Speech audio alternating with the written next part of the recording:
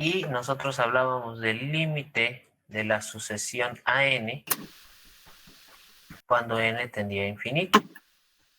Y esto era, o lo sustituíamos con una L. Entonces, el objetivo, pues bueno, era escribir algo en este sentido. Para todo epsilon mayor que 0, existe un índice n, algunos pusieron m en los naturales, tal que para todo n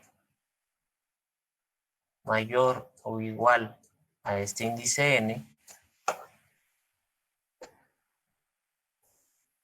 an menos l era menor que epsilon. Ahora vean que el lenguaje matemático nos ayuda mucho para poder reducir lo que se escribe, pero también es necesario estudiarlo para entenderlo. En este sentido, pues bueno, algunos consideraron escribirlo, no lo veo mal, pero sí recuerden que al escribirlo es muy difícil que se entienda esta definición. Por eso es necesario el lenguaje matemático.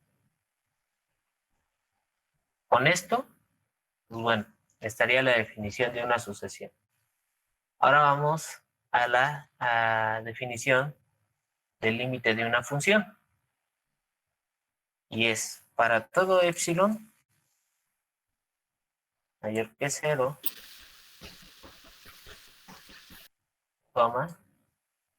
si nosotros, bueno, en este caso, escogemos un intervalo centrado en un punto C, en este caso, y de radio delta, para todo epsilon mayor que 0, perdón, aquí me faltan, para todo epsilon mayor que 0, existe delta mayor que 0, tal que si yo tomo todos los números alrededor de un punto C, que es el número en que voy a buscar el límite,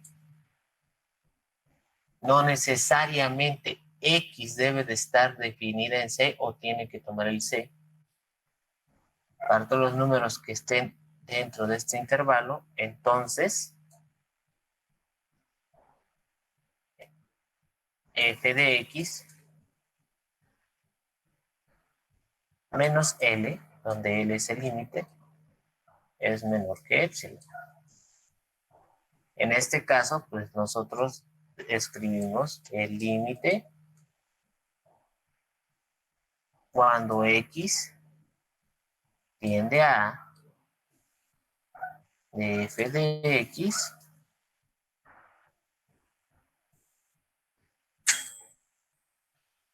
es igual a L.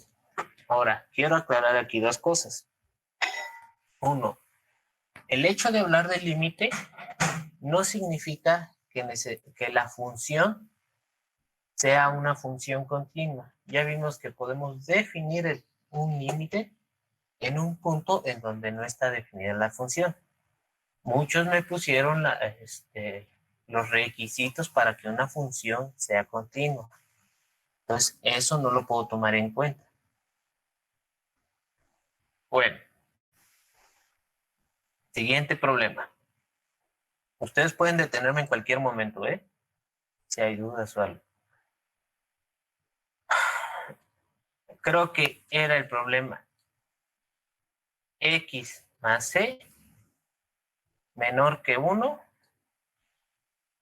pero mayor a 0. ¿Es correcto? ¿Sigo conectado? Sí, profe. Ok. Sí, profe, estoy bien. Ah, caray. Ya ni estoy escribiendo. Ah, no, sí está C y esto es menor que 1, perdón. Bueno. Entonces yo les había enseñado una técnica. Primero, esto reescribirlo de la siguiente manera. X menos C. Todo esto mayor a 0 y es menor que... Y esto... Perdón, la C se ve muy feo. Y esto menor que 1. En este sentido, yo les había dicho que esto es un intervalo abierto centrado en C. ¿Y de radio cuánto? 1. En este caso es menos C. Esto es menos C menos 1. Esto es menos C más 1. Y otra cosa, ¿qué valor no puede tomar X?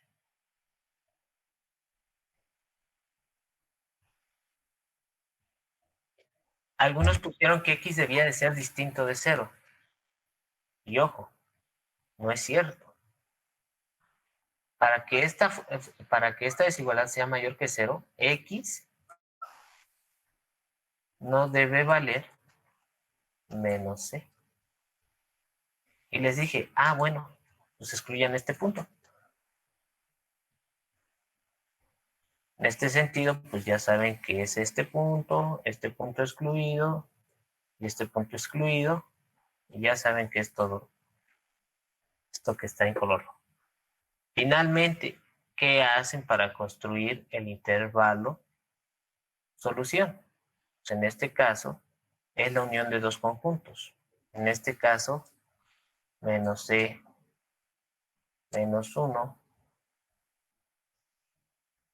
perdón,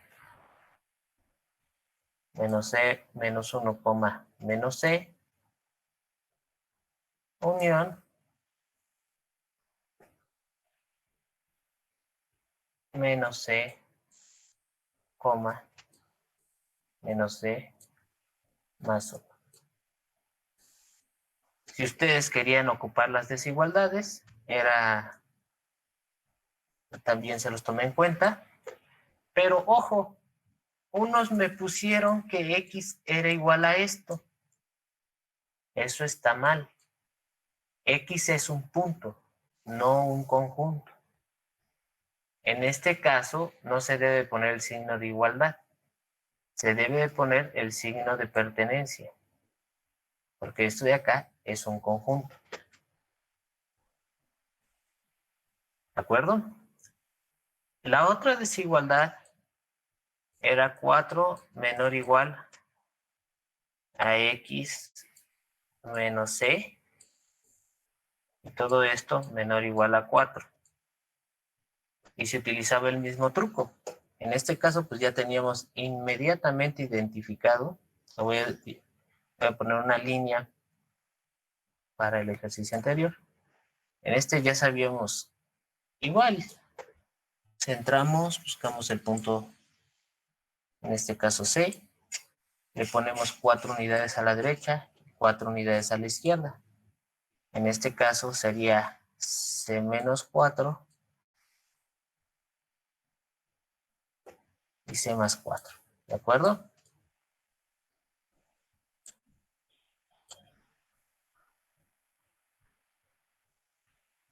Ahora,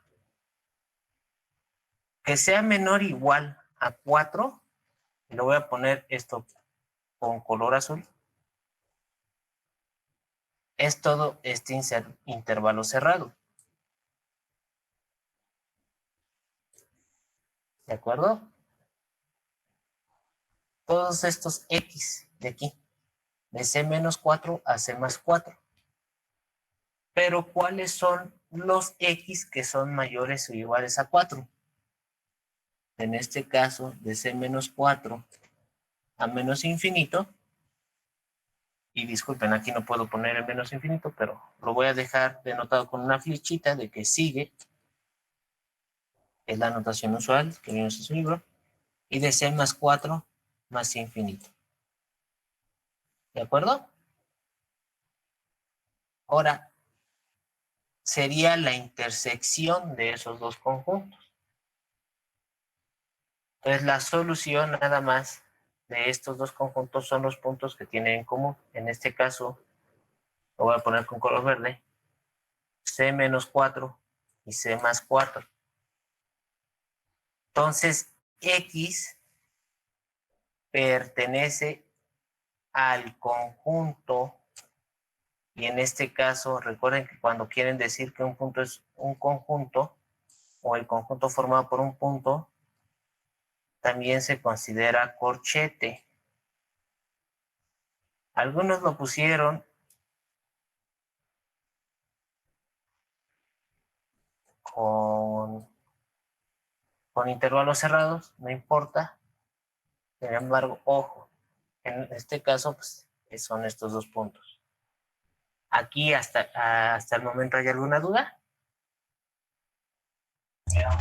No, profe. Ok, entonces ven que este método es más fácil que usar las ecuaciones algebraicas y ahorra tiempo. Bueno, si no mal recuerdo, el siguiente problema era la sumatoria de i igual a 1 hasta n de i dividido entre n cuadrado, y todo eso era el límite cuando n tendía a infinito. ¿Sí era ese?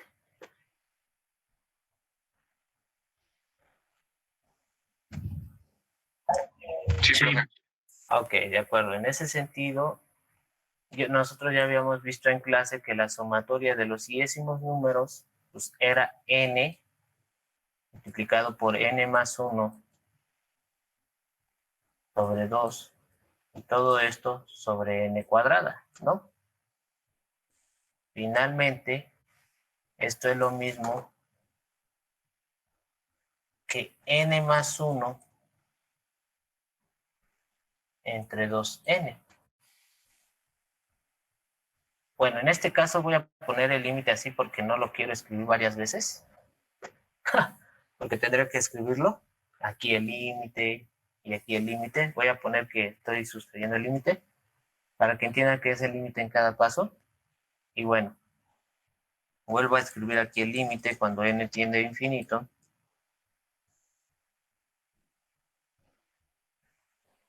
De 1/2 más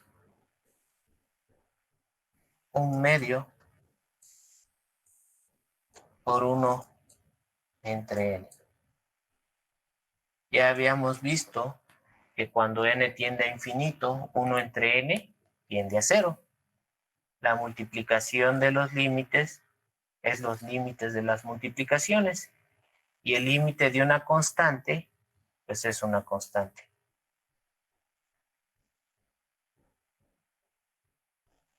En este sentido, esto sería igual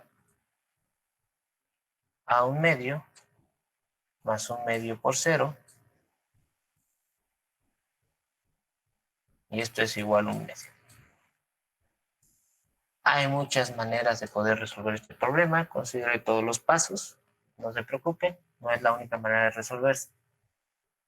Ahora, para el siguiente problema, si no mal recuerdo, era la sumatoria de i igual a 1 hasta n de i cuadrada, todo esto sobre n al cubo.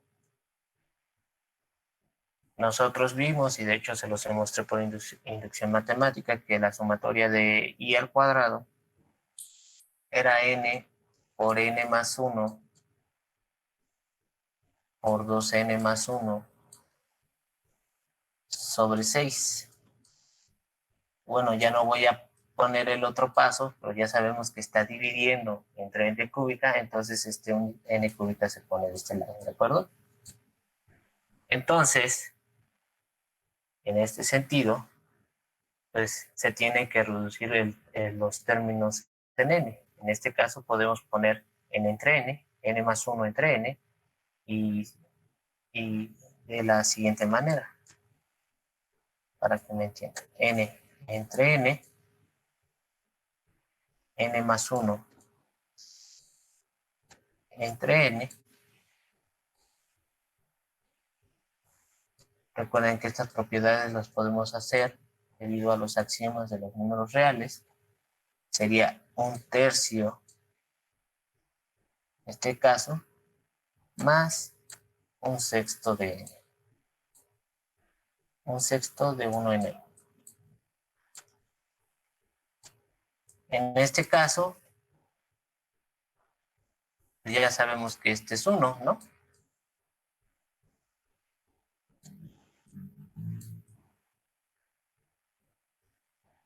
Pero sí, y ya no escribo el 1 porque 1 que multiplica algo, pues es la misma cantidad. Entonces, nótense que esto se puede ver n más 1 sobre 1 como 1 más 1 sobre n,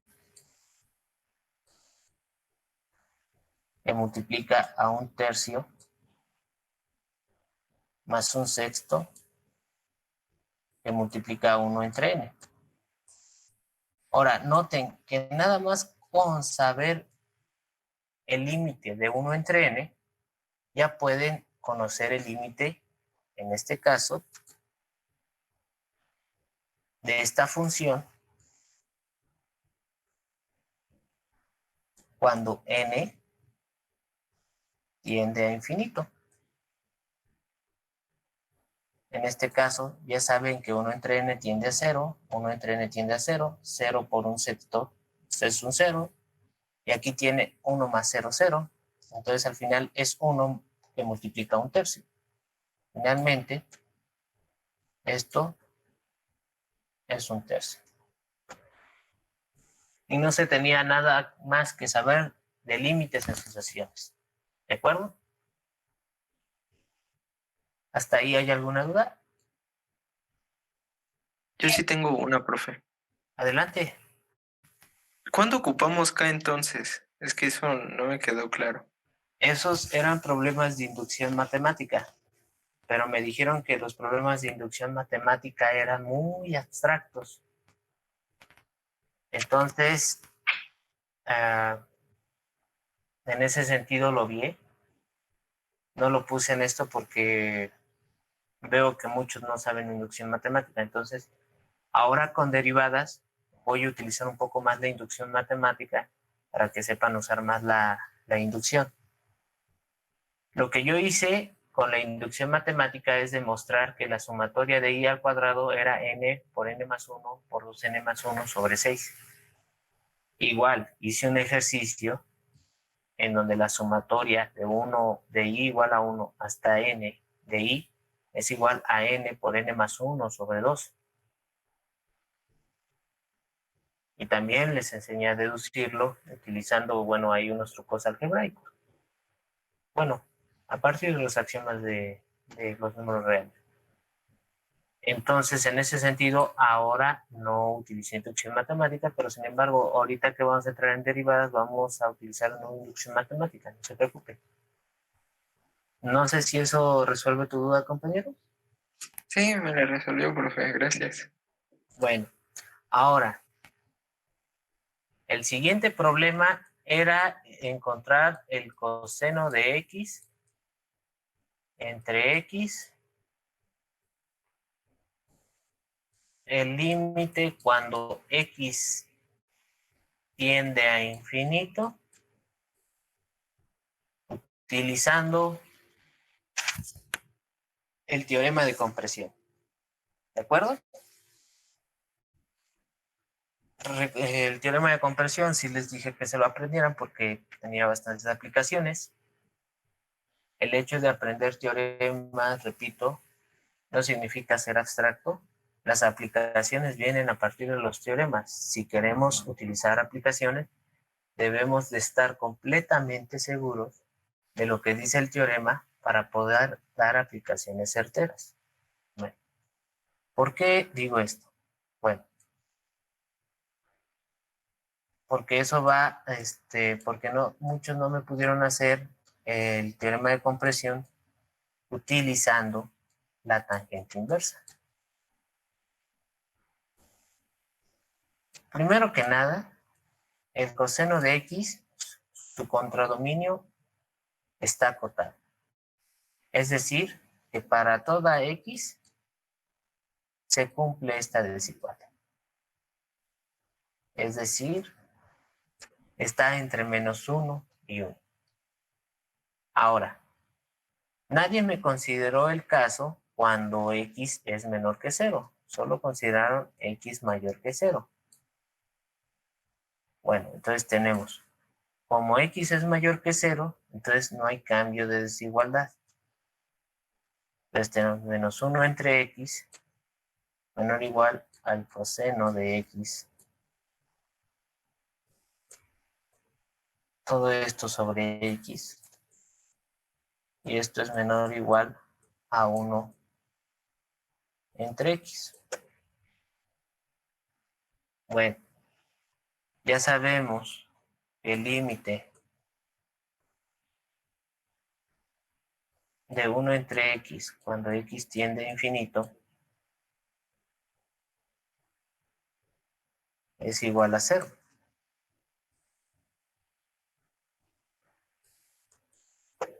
E igual, bueno, en este caso es el límite cuando x tiende a infinito de -1 entre x. En este caso, el teorema nos dice que si el límite en un punto es el mismo, y aquí lo que yo les quisiera preguntar, ¿infinito es un punto?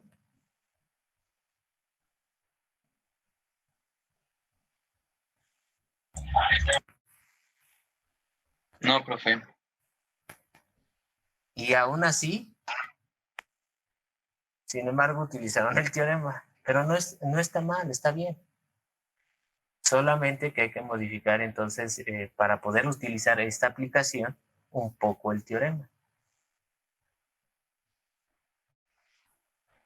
Noten cómo. Vamos a hacerlo con un cambio de variable.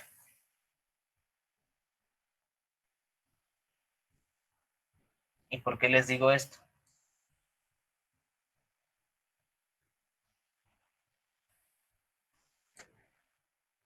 Considere y igual a 1 entre x.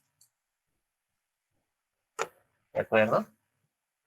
Entonces, coseno de x entre x se puede reescribir como coseno de 1 entre y por y.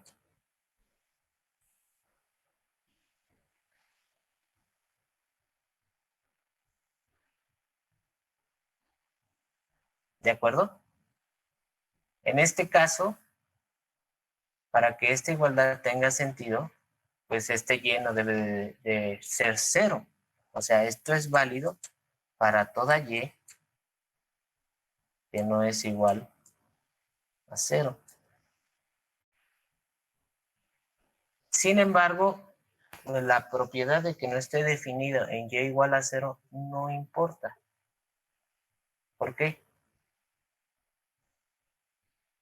Porque el teorema de la compresión no le interesa si está definida ahí la función.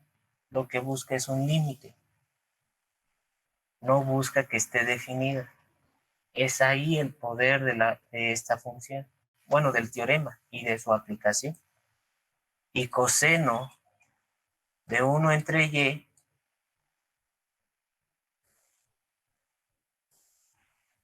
esto es es menor o igual que 1 y mayor o igual que 1. Esto se sigue cumpliendo. Y en este caso también se cumpliría la siguiente desigualdad. Este es un y, disculpen si no se ve bien. Y coseno de 1 sobre y esto es menor o igual a y. ¿De acuerdo? Y cuando x tiende a infinito, ¿a dónde se va y?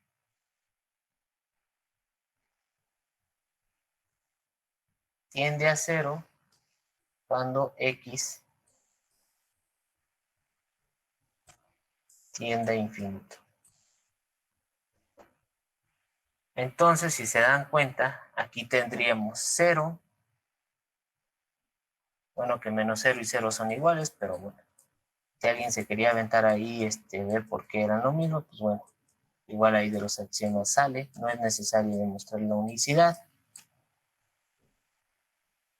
Y entonces, en este sentido, y coseno entre 1y, su límite es igual a 0. Que es equivalente a encontrar que coseno de x entre x, su límite sea 0.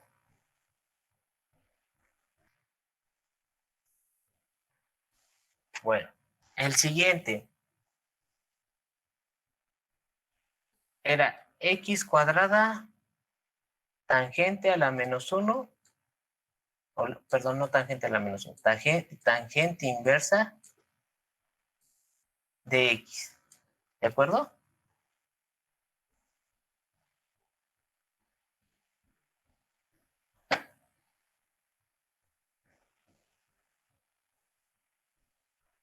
De acuerdo, profe. Bueno, para este problema, el límite es cuando x tienda a 0.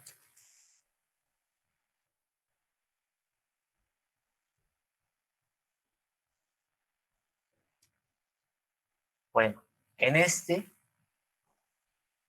muchos me dijeron que la tangente inversa de menos 1 de x era menor.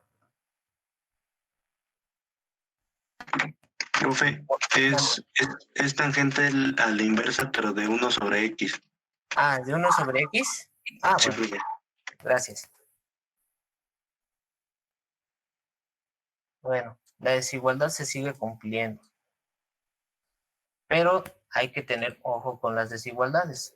Todos me pusieron que esto era menor, que era menor igual que 1 y esto era mayor igual a menos 1. Y eso no es cierto. ¿Cuál es el contradominio de la tangente inversa? Es menos pi medios y pi medios. Exacto. En este caso, pi medios a pi medios. Y ya después, todo esto consideraban multiplicarlo por x cuadrada. Aquí no habría ningún problema, ya que todo número elevado al cuadrado es mayor o igual que 0. Entonces se conserva la desigualdad. Entonces tendría menos pi medios x cuadrada, la tangente inversa de 1 entre x, menor o igual a pi medios x cuadrada. ¿De acuerdo? Entonces aquí finalmente se aplica el límite cuando x tiende a 0. En este caso, ya no voy a hacer todo el paso, pero sin embargo, pi medios por 0 es 0. Aquí dejamos escrito el límite de x cuando tiende a 0, de x cuadrada, tangente a la menos 1 de 1 entre x, y esto es menor o igual que 0. Bueno, finalmente, el teorema de compresión me dice que el límite cuando x tiende a 0 de x cuadrada tangente a la menos 1 de 1 sobre x es 0. Entonces, para poder hacer aplicaciones hay que tener mucho cuidado de cómo utilizar las hipótesis y teoremas. Bueno, ¿aquí hay alguna duda?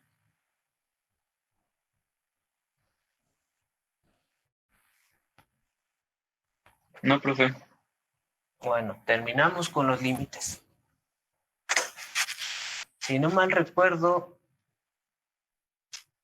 había uno de dibujar, si no mal recuerdo. Creo que me lo salté. Era la raíz de x cuadrada y raíz de x, todo esto, al cuadrado. Bueno, en este caso ya habíamos visto en su libro. De todos modos les expliqué el por qué esto era el valor absoluto. Y por otra parte, esta función solo está definida para x mayores que 0. Y eso se debe al dominio de la función raíz. Entonces, ¿aquí hay alguna duda? Yo esto se los recalqué muchas veces. Y les dije que tuvieran cuidado con un graficador, porque el graficador les decía que esto era su inversa, pero no es cierto. No está definida en los reales la función raíz de x. Está definida en los complejos. El hecho de elevarlo al cuadrado nos regrese un real, eso ya es otro boleto. Noten ahí la importancia de utilizar dominios y contradominios de la función. Siguiente problema, creo que ya terminaría con los 5 problemas y pasaría al sexto. No tengo muy buena memoria, disculpen, pero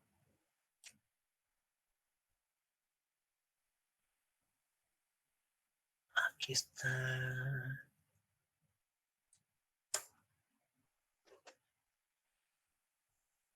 Sea f y g una función de R en R, si el límite de x cuando tiende a c no existe y el límite de g de x cuando x tiende, no, de g de x cuando x tiende a c existe, entonces el límite del producto cuando x tiende a c existe. Bueno, yo recuerdo que les dije en clase por qué podían argumentar el hecho de que no existe. Porque si consideraban la función x y 1 entre x, que era igual a x entre x, esta función sí tiene límite cuando x tiende a 0. Sin embargo,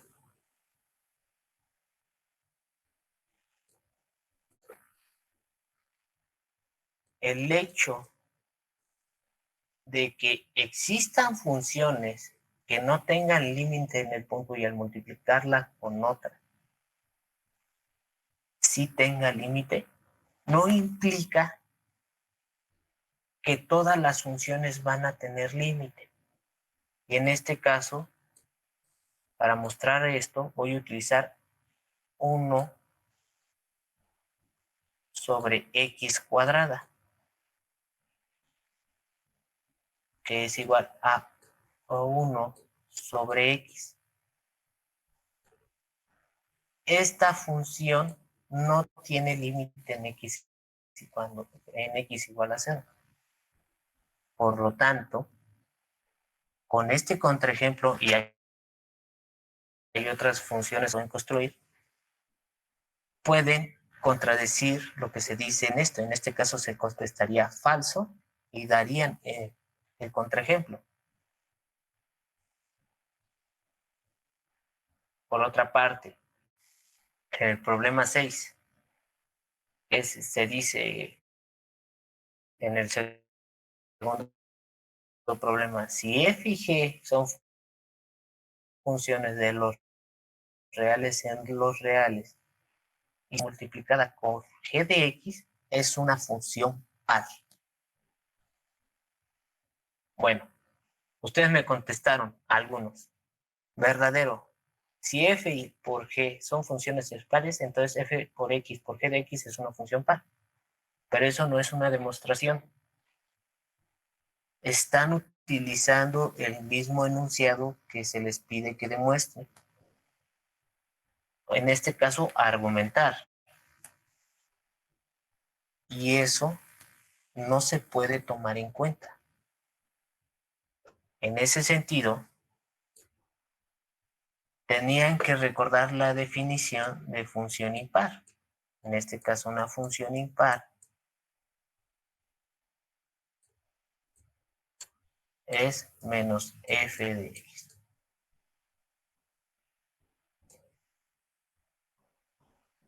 Y g de menos x es menos g de x.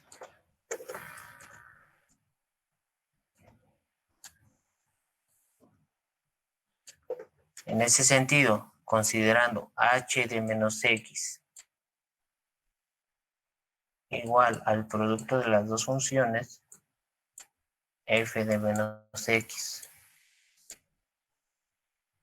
g de menos x,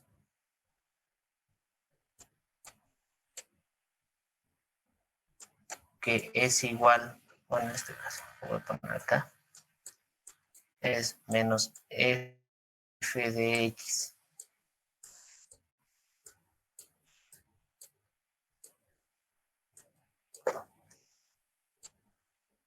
por menos g de x.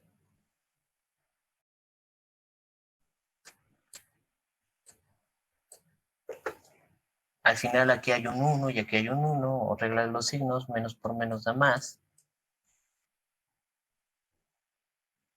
Esto sería f de x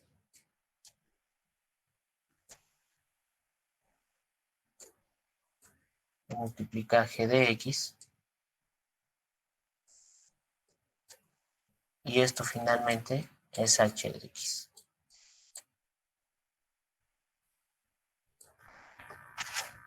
Una función par. En ese sentido, esas serían las respuestas del examen. ¿Hay alguna duda? Para iniciar, pues, quisiera preguntar de las personas que están aquí en este curso, ¿quiénes no tuvieron un curso de cálculo diferencial en la prepa?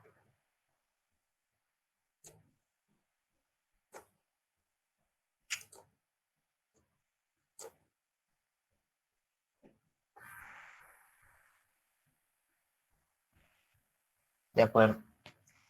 Tengo entendido que hay muchos temas de preparatoria que a lo mejor algunas personas no vieron, y el compañero Josué está tratando de hacer un grupo.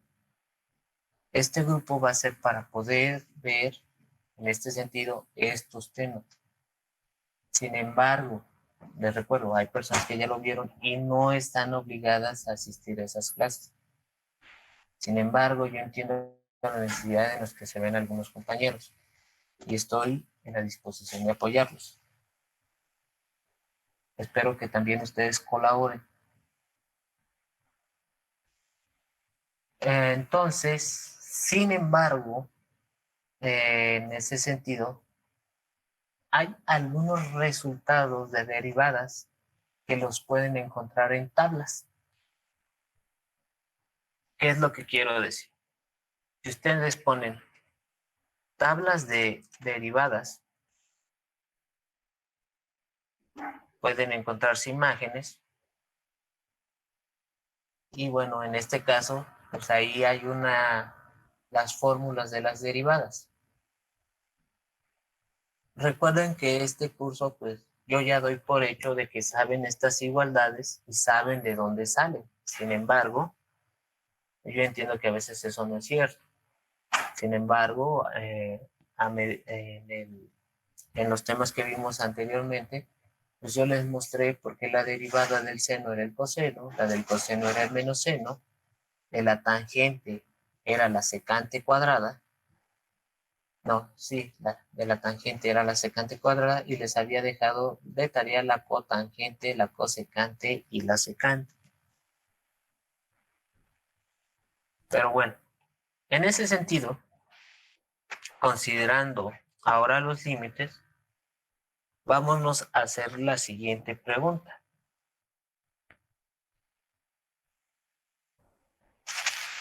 Ya sabemos que la continuidad es un límite. Y la derivada es otro límite.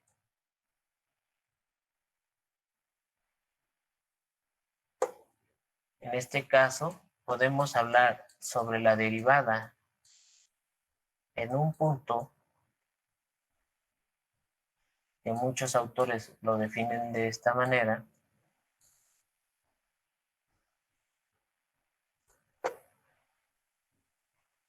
Y esto lo denotan como f' de x.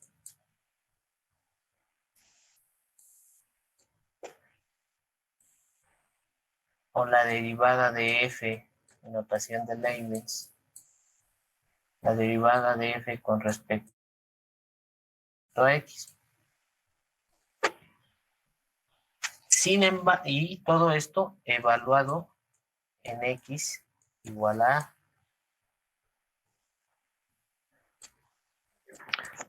Profesor, ¿Qué pasó? bueno, así nada más como comentario personal, yo sí tuve en preparatoria la materia de cálculo diferencial integral, pero bueno, en diferencial no me enseñaron a derivar, me manejaron otro tipo de temas, y ya fue hasta integral que solo me enseñaron a hacer las integrales, pero pues no sé derivar.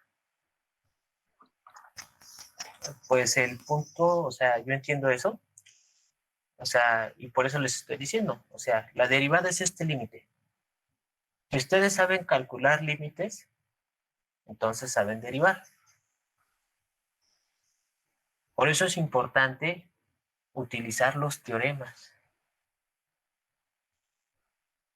No sé, y no es reclamo ni nada, o sea, vean la importancia, porque eso es lo que nos ayuda al final y al cabo.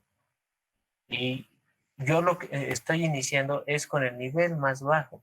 Sin embargo, necesito que antes de empezar a poder calcular derivadas, ¿qué propiedades me da el hecho de definir este límite? O sea, ok, ya defino este límite. Este límite, ustedes ya saben que la derivada les puede decir la pendiente de la recta. La tangente en ese punto de la curva. La pregunta ¿es lo único que les puede decir la derivada?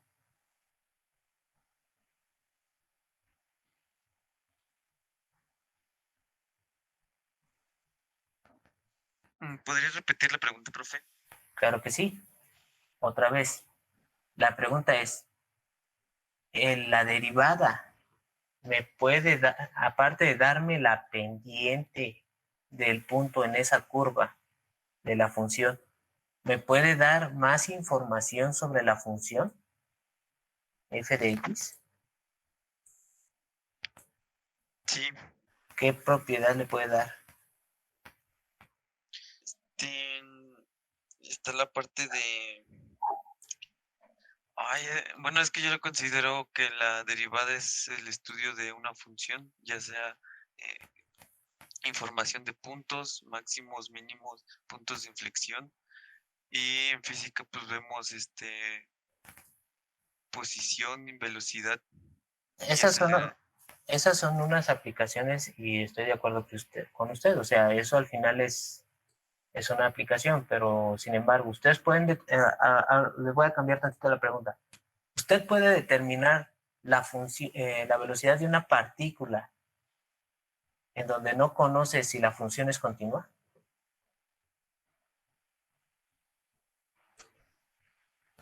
Sí, ¿no?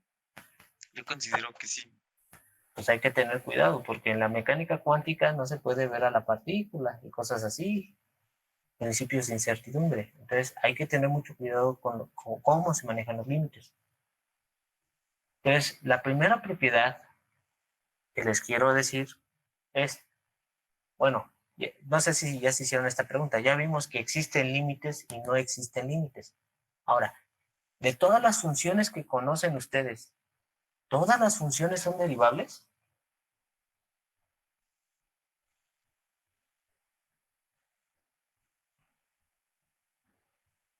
O sea, no se pregunten cuál es el valor de la derivada. Eso después lo vamos a calcular. Primero les pregunto, ¿todas las funciones que conocen son derivables? Creo que no, yo recuerdo que creo que había unas que no. En efecto, hay funciones que no son derivables. Y de hecho, ya vimos en este curso una función que no es derivable en un punto. Y usted va a decir, ¿cómo, profesor? ¿Cuándo vimos eso? Espérenme tantito. Yo les pregunté por el límite de esta función. El valor absoluto de x entre x cuando x tiende a 0.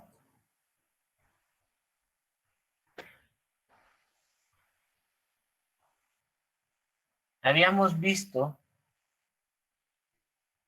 que esta función, si la graficábamos, si x era menor que 0, pues era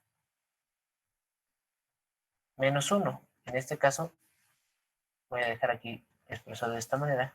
Y para x mayor que 0, era 1.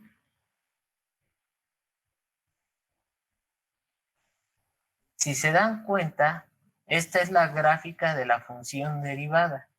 Sin embargo, la función que estamos derivando, la reescribimos un poquito de esta manera. A lo mejor lo pongo en otro color para que no se confunda. Vamos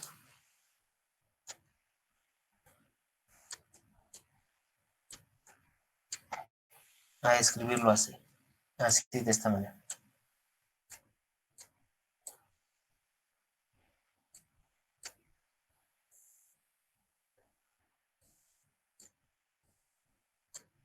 No sé si alguien me pudiera decir cuál es la función que estamos derivando.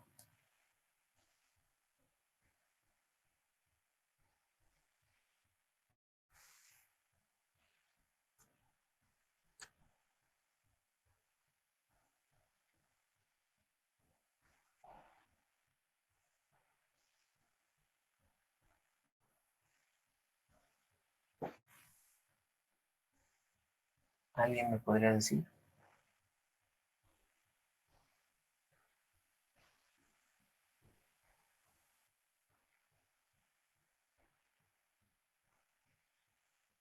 ¿Se dan cuenta? ¿Es la de U sobre V? No. La de Sí, U sobre V. por eso es importante. Vamos a regresarnos tantito a la definición de derivada. La definición de derivada es la siguiente, el siguiente límite. El límite cuando x tiende a es el punto en donde vamos a evaluar la derivada. En este caso es la función evaluada en x menos la función evaluada en el punto A sobre x menos a. Yo no uso mucho esta porque a veces no es tan sencilla o no se ve esta propiedad. Sin embargo, en algún momento la vamos a ocupar, así que no quiero olvidarla. En este caso, la función en x, ¿quién sería? El valor absoluto, ¿no?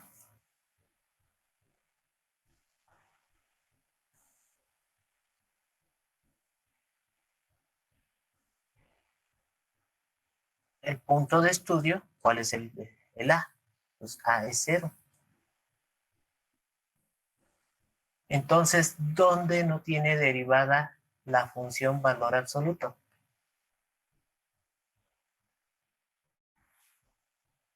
en x igual a 0. Es decir, en este punto, y disculpen que lo haya puesto, en este punto no existe la derivada.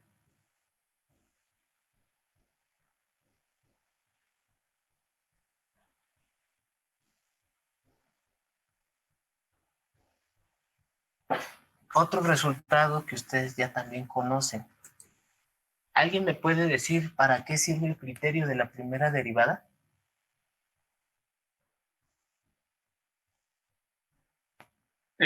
Según yo es para encontrar la pendiente, ¿no? El momento en que la pendiente de una función es 0 o algo así.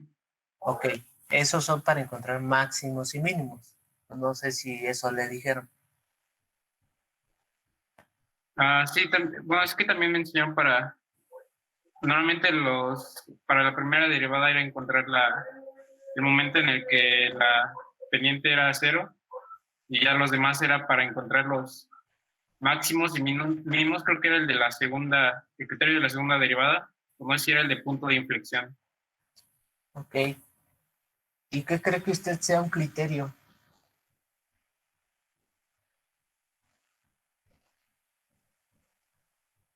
Bueno, les voy a dar la respuesta. Eso que a ustedes les enseñaron del criterio de la primera y segunda derivada son teoremas.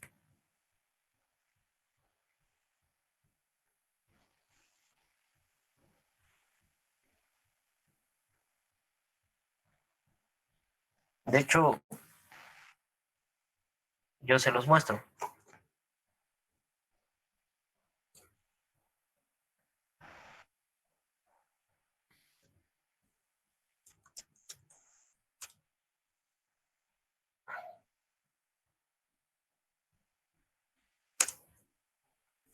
Y en Wikipedia, para que no digan que hago trampa yo con el libro.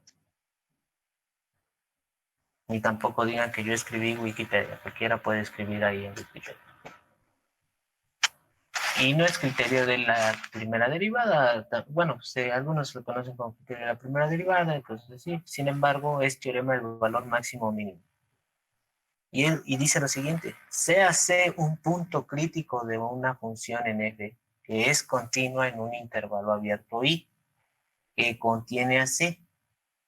Si f es derivable en el intervalo excepto posiblemente en C, entonces f evaluada en C puede clasificarse como sigue. 1. La derivada en X cambia de positiva a negativa en C. Entonces, f tiene un máximo relativo en el punto de la gráfica C, f de C. 2. Si la derivada en X cambia de negativa a positiva en C, entonces f tiene un mínimo relativo en la gráfica C, f de C. Si f' de X es positiva en ambos lados de C o negativa en ambos lados de C, entonces f de C no es ni un mínimo ni un máximo relativo.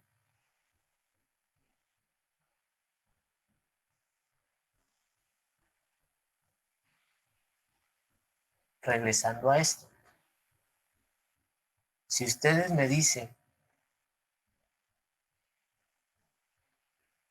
que no quieren ver teoremas para entender aplicaciones, pues entonces, ¿de dónde lo voy a fundamentar yo? Estoy de acuerdo que no veo las demostraciones. No son necesarios que las vean. Estoy de acuerdo. Pero que me digan que quieren ver aplicaciones sin entender cómo se utiliza el teorema, entonces aquí sí hay un gran problema. El punto crítico de una función de una sola variable real f de x es un valor en x0 dentro del dominio de f, donde la función no es diferenciable o bien su derivada es 0. En el último caso, la derivada es 0 y el punto es llamado punto estacionario de la función. Bueno, déjeme comentarle que la definición que usted me dijo de que cambia la pendiente de una a otra no tiene nada que ver con esta definición de punto crítico. Por otra parte, regresando a que la función es continua en un intervalo abierto. Habíamos comentado que una función es continua en un intervalo abierto si es continua en cada uno de los puntos. Si una función es continua en cada uno de los puntos, todos los puntos pertenecen al dominio de la función. Está definido el valor de la función en ese punto. Existe el límite en ese punto y además el límite en ese punto debe de ser la función evaluada.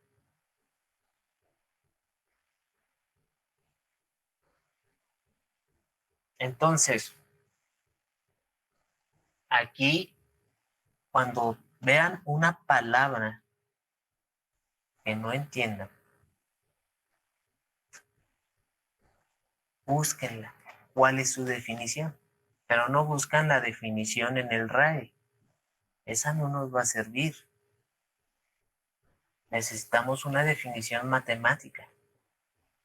Por eso es muy importante entender todo lo que dice un teorema.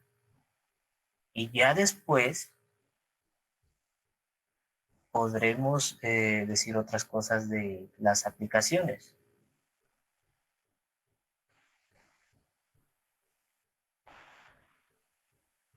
Por ejemplo, supongamos que las muertes por COVID son como una función 1 en X. Y X es la cantidad del dinero que tiene la gente. ¿Qué significa que la gente no tenga dinero?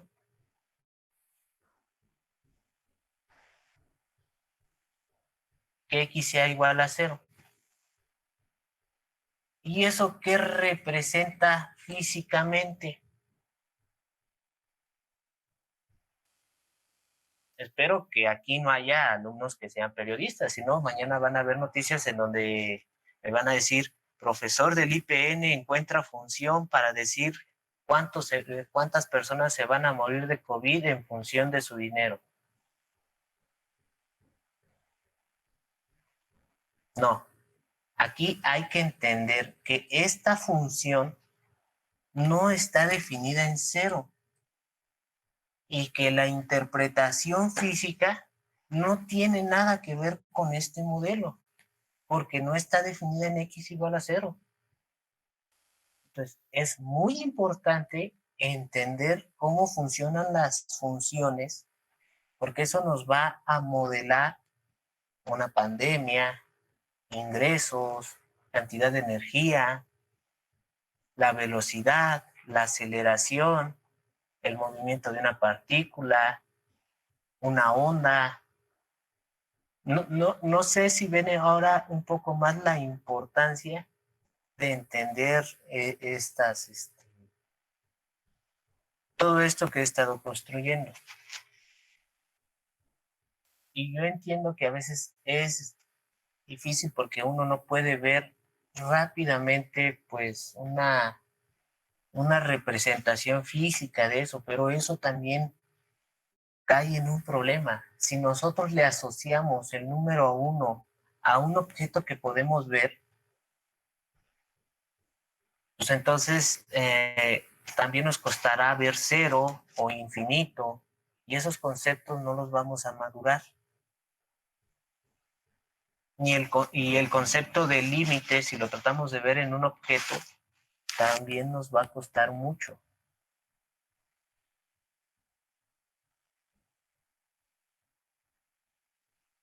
Y vuelvo a reiterar, no es un regaño, pero hay que tener cuidado en cuando ciertas cosas son un aparato matemático que nos ayuda a modelar la realidad, describir la realidad y hacer predicciones. no significa que el modelo siempre sirva. Y de hecho, debemos de estudiar para entender por qué un modelo no sirve. No sé si me doy a entender con esto. Bueno, vamos a pasar al criterio de la segunda derivada.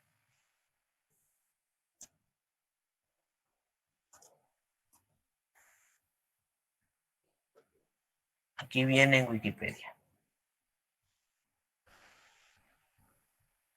Bueno, nos dice aquí el criterio de la segunda derivada, una pequeña introducción. Sin embargo, lo que nos interesa es el teorema. Y nos interesa, en este sentido, entender un teorema. Sea f una función derivable dos veces en un entorno abierto que contiene a x, tal que la primera derivada en x vale 0. X es consecuentemente un punto crítico de f de x, con la siguiente derivada que cumple alguno de los siguientes casos. 1. Si la segunda derivada de x es menor que 0, entonces f tiene un máximo relativo en el punto x, bueno, que pertenece a la gráfica x, f de x. Segundo caso, si la segunda derivada de x es mayor que 0, entonces f tiene un mínimo relativo en el punto x, f de x. Si la segunda derivada es igual a 0, entonces el criterio no decide. Y de hecho hay que tener mucho cuidado con lo que se escribe también y lo que leemos. Debemos de tener la habilidad de discernir lo que dice un teorema y la parte en que eso ya no forma parte del teorema. Esto es f, quizás tenga un máximo relativo en x o un mínimo relativo en x, f y x, o ninguno de los dos. En tales casos se puede utilizar el criterio de la primera derivada o el criterio de la tercera derivada. Eso no forma parte del teorema. Pues tengan mucho cuidado también con lo que leen. Y también en un libro. No por ser un libro está exento de erratas o problemas y errores en la traducción. Son muy comunes. Sin embargo, si alguien lee una definición y me dice, bueno, profesor, es que yo vi una definición y eso decía, bueno, pues, ¿qué es lo que se debe hacer? Bueno, pues yo la leo y les digo, ok, efectivamente, su definición es correcta, cumple todos los criterios y es equivalente a otra definición. Pero, si veo que no, yo le voy a tener que decir, la definición que usted está leyendo y está diciendo que es verdadera, es falsa. No se puede tomar en consideración.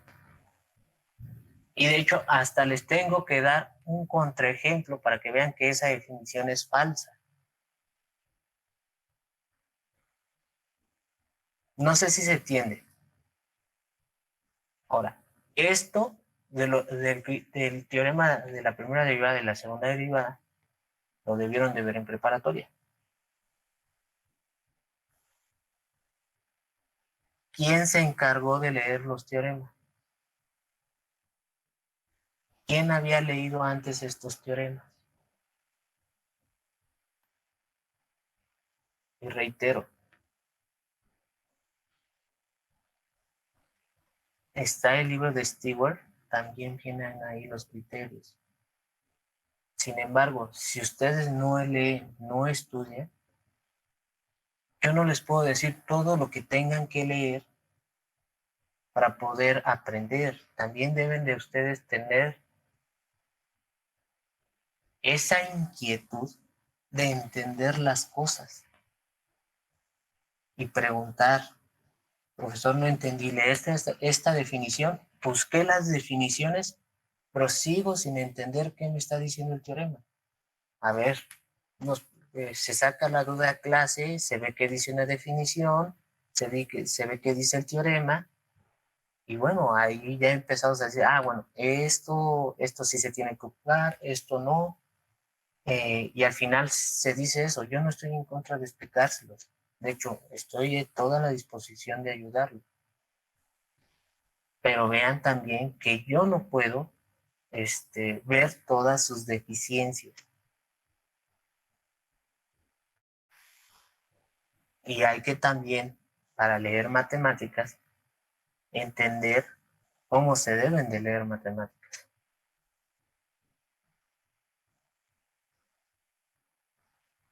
Imagínense, llevan una primaria, una secundaria y una preparatoria para entender matemáticas, pero no saben leer matemáticas.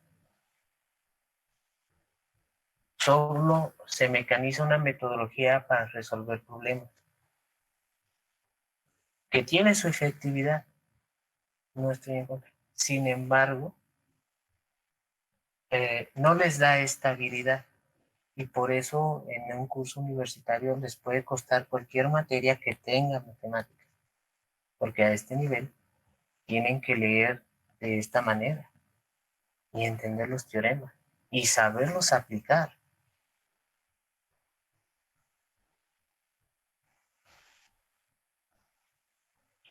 Bueno, ahora la siguiente pregunta es, ya vimos, voy a borrar esto,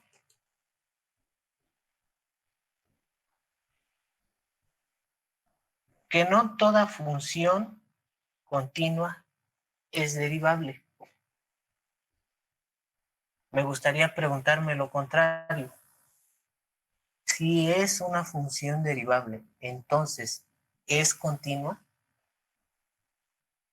Y noten por qué la pregunta, porque, o sea, si ustedes van a estudiar derivadas, nótense que nunca se han preguntado si la función es continua.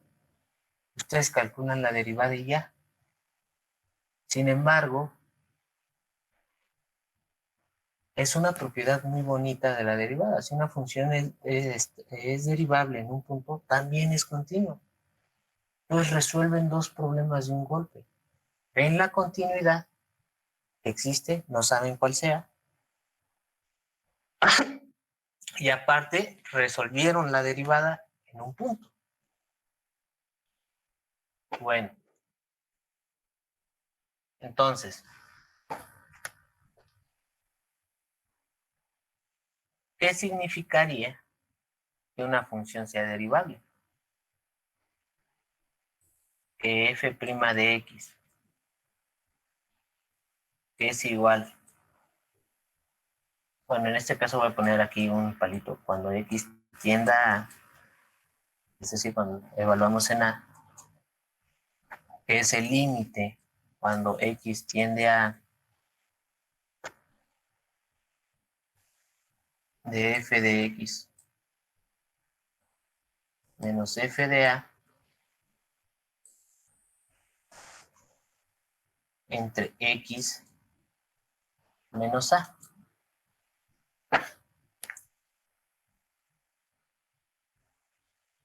Ya sabemos que para que esto se cumpla, x debe de ser diferente de a.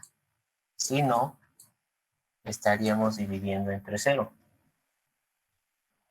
Por otra parte, ya que estamos viendo que no estamos multiplicando por 0, pues podemos multiplicar por x menos a. Entonces, podemos considerar x multiplica menos a de f'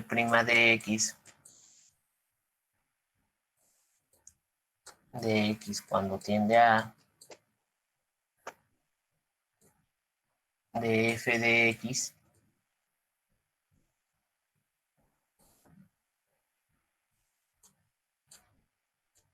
menos f de a.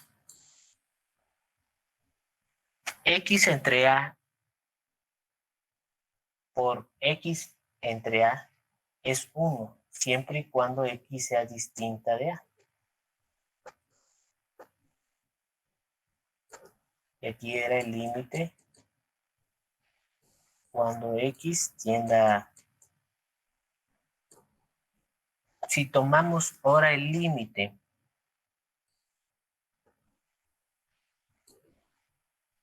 de este lado, cuando X tiende a A, el hecho de que X sea distinto de A no le impide al límite que yo pueda evaluar en ese punto. En este caso, tendríamos que X sería A menos A es 0, y 0 multiplicado por la derivada de X es 0. Tengo 0 de este lado de la igualdad. Sabemos que el límite f de X menos f de A es igual al límite de f de X menos el límite de f de A. Sin embargo, f de A es una constante. Entonces puedo quedar como el límite de X cuando tiende a A de f de X menos f de A.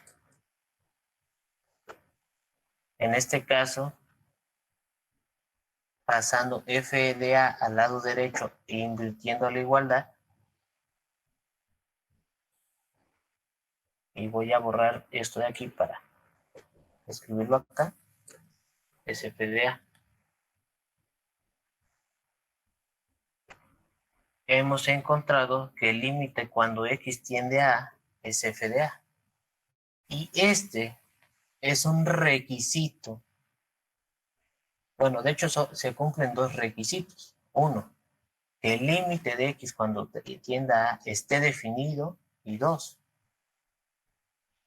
que el límite es igual a la función evaluada en ese punto. Ahora, ¿qué nos faltaría ver?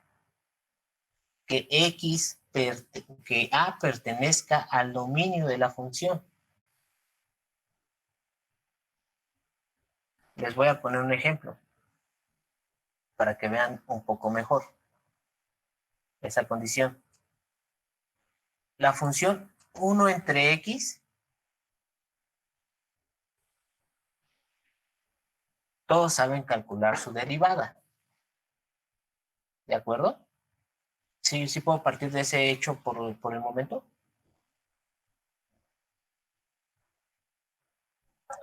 Sí, profesor. Bueno, yo les preguntaría, ¿en dónde no es derivable esta función?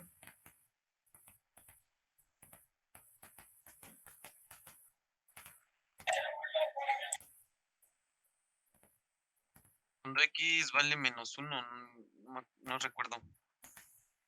De hecho, tengo esta función, la voy a dibujar.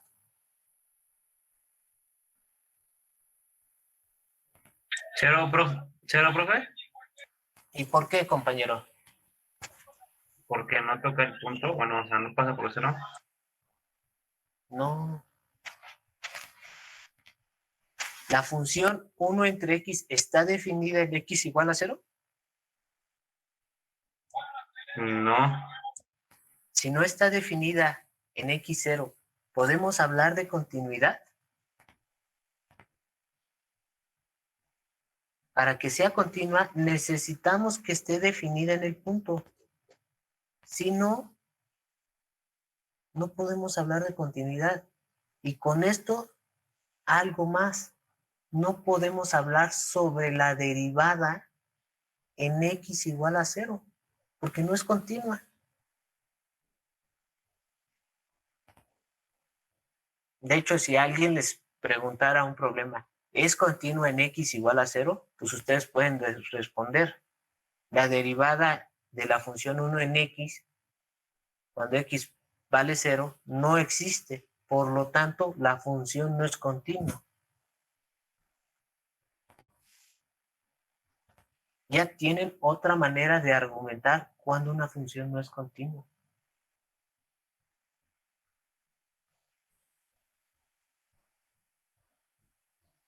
Que su derivada no exista. Pero el hecho de que la derivada no exista no significa que todas esas funciones no son continuas. Noten, y vuelvo a traer de nuevo a colación, la función valor absoluto de x. La función valor absoluto de x no tiene derivada. En este punto. ¿Podemos hablar de su continuidad?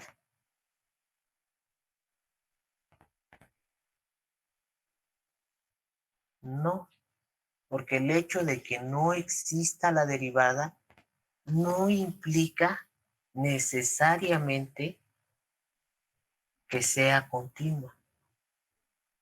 Vean todas las vertientes.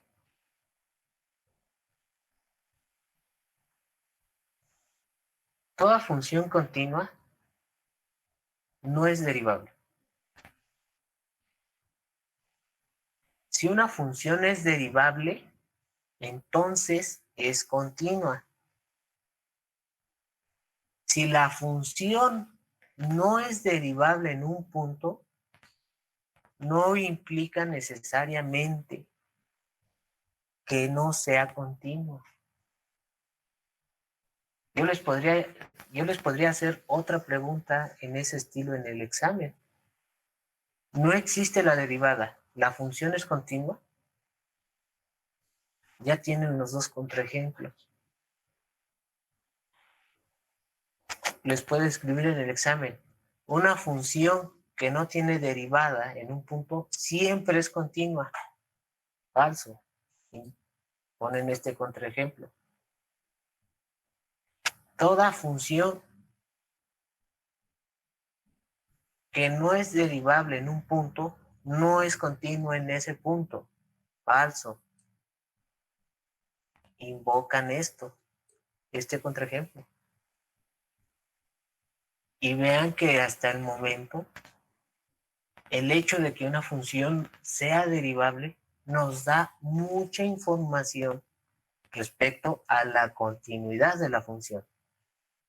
En algunos casos, no en todos.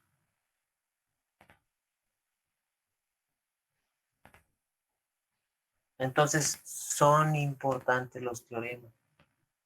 No los echen a la bolsa del saco roto.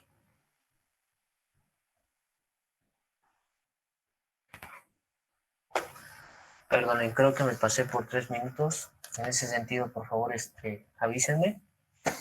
Y bueno, no sé si hay alguna duda. No, profe.